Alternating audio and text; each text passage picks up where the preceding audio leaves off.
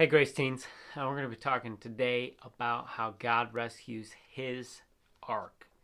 Noah's Ark? No, the Ark of the Covenant. And I described this to you a while back, but the Ark of the Covenant was a wooden box with gold around it, and it symbolized God's presence in the tabernacle. It's one of the most important pieces that they had made for the tabernacle back when Moses was the leader. And so what doctrine we'll be getting into is the fact that Jesus is deity. He's God, and that He came to dwell with us. He is God Himself, dwelling amongst His people, giving of Himself to His people. Emmanuel, God with us. That's one of His names. And so God's people are to trust in Him alone and not in spiritual superstitions. And that's very, very important because, some of you might not realize that you have some superstitions. Some people are very superstitious. You see some basketball players that before they make a free throw, if I could say it correctly, they'll do a certain thing. And they'll do that same thing every single time because they believe that practicing it a certain way will help them to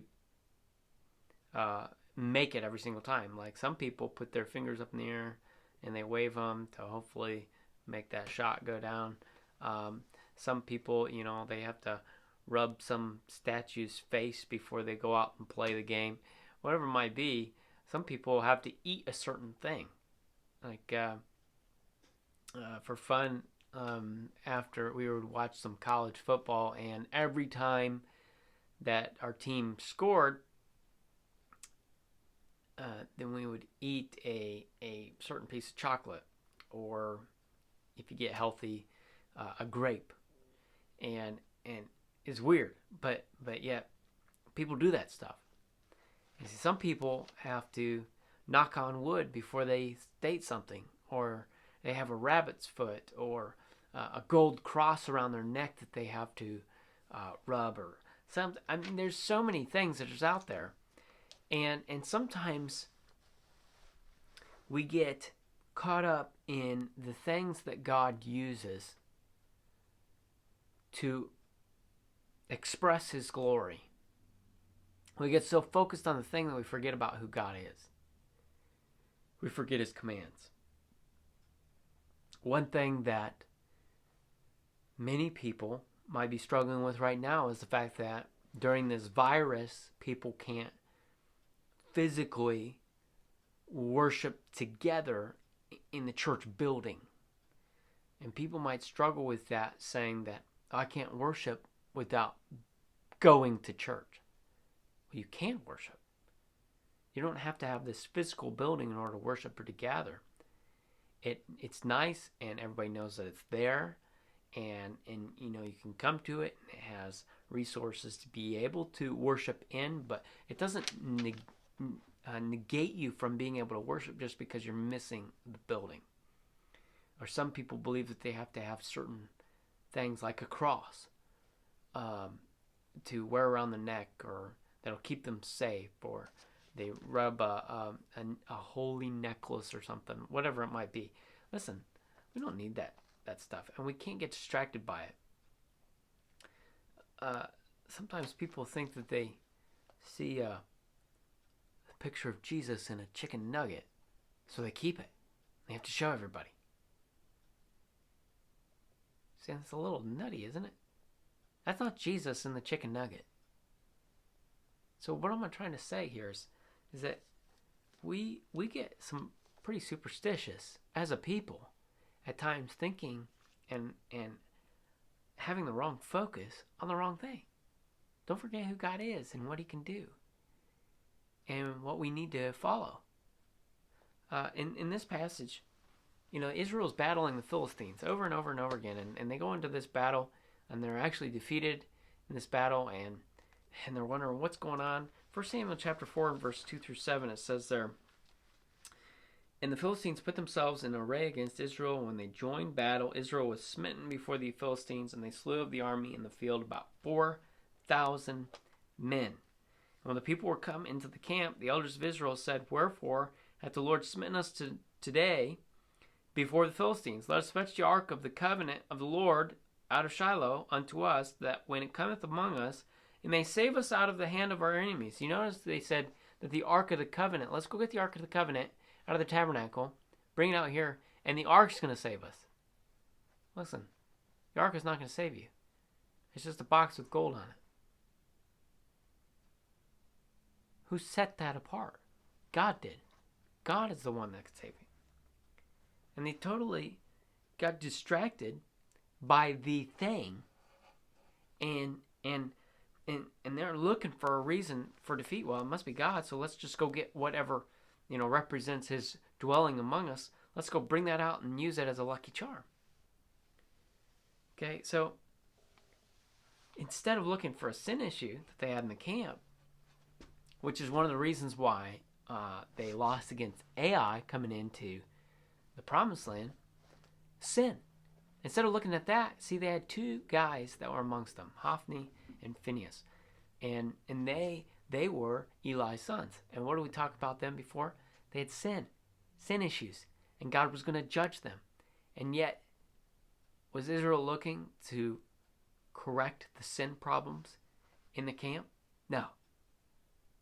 Let's just go get something that God is used in the worship of him and understanding of his dwelling amongst us. Let's go use that as a good luck charm and bring it out. So Phinehas and Hophni brought it out.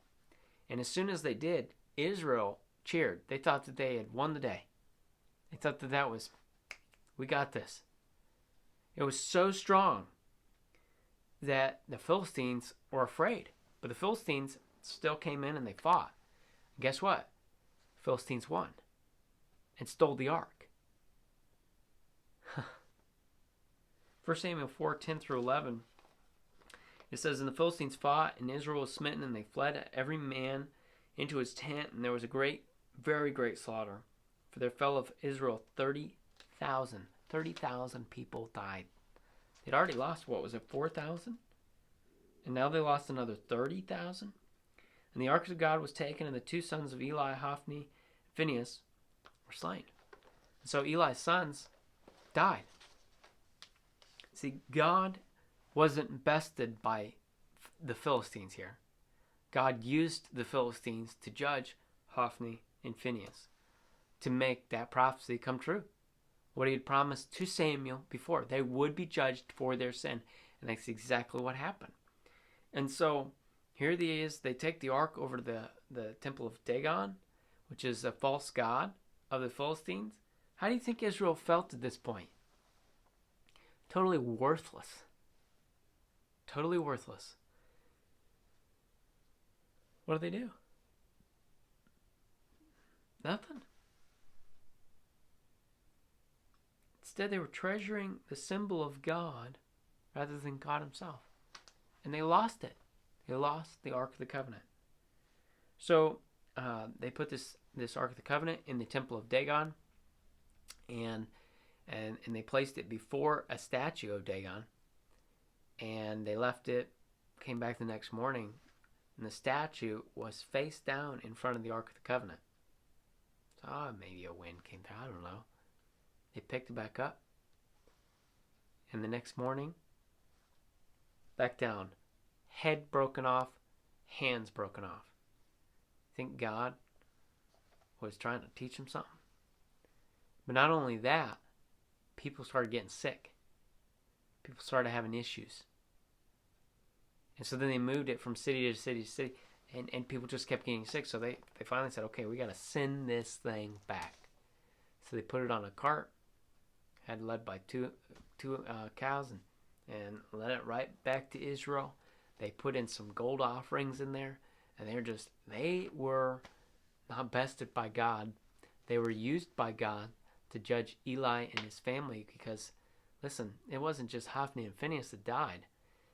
Somebody went back and told Eli, and Eli fell backwards and broke his neck. Then they told Phinehas' wife, and she went into labor early, had her child, named him Ichabod, which means no hope, and then she died.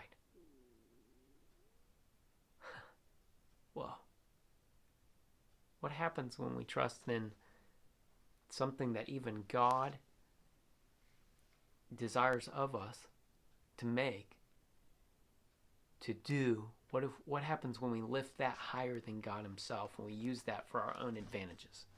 So this was what they were doing. And even when the Ark of the Covenant came back, it talks about how they didn't take the Ark of the Covenant seriously.